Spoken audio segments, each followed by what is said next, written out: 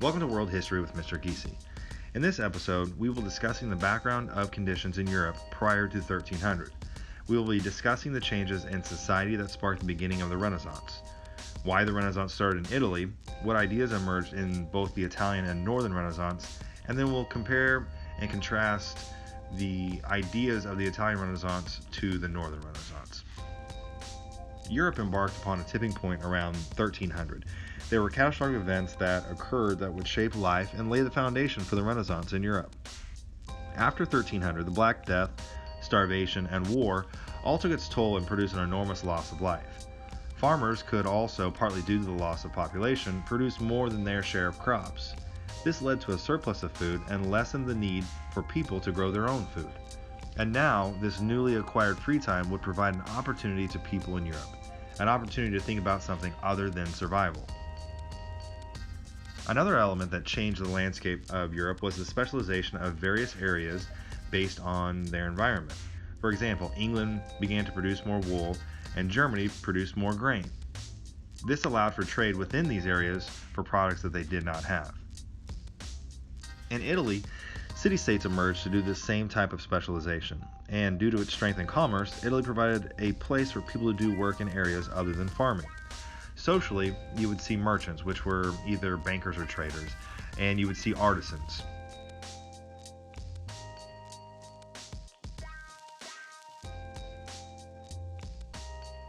In order for the artisans to make a living, they relied on patrons to display their wealth. Most patrons served as nobles, or they were merchants.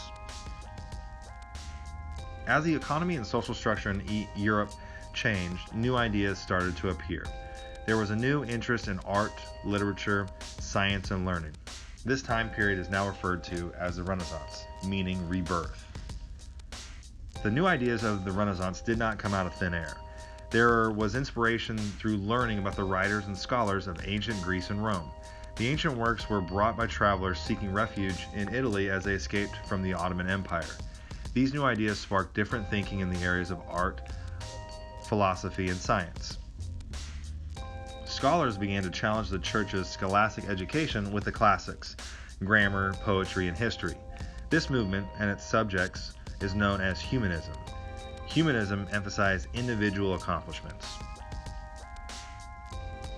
After a period of war in early 1500, life in Italy seemed insecure. As people searched for stability and peace, they turned to a form of humanism developed from Francesco Petrarch's ideas.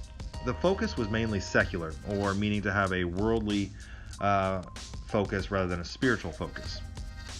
Humanists, using this secular approach, believed that this individual achievement in education could only be expressed if people helped their own cities with their talents. From this, the ideal universal man, who was knowledgeable of the classics but also was a man of action, emerged. This was a man that was well versed in many areas and was referred to at the time as a Renaissance man.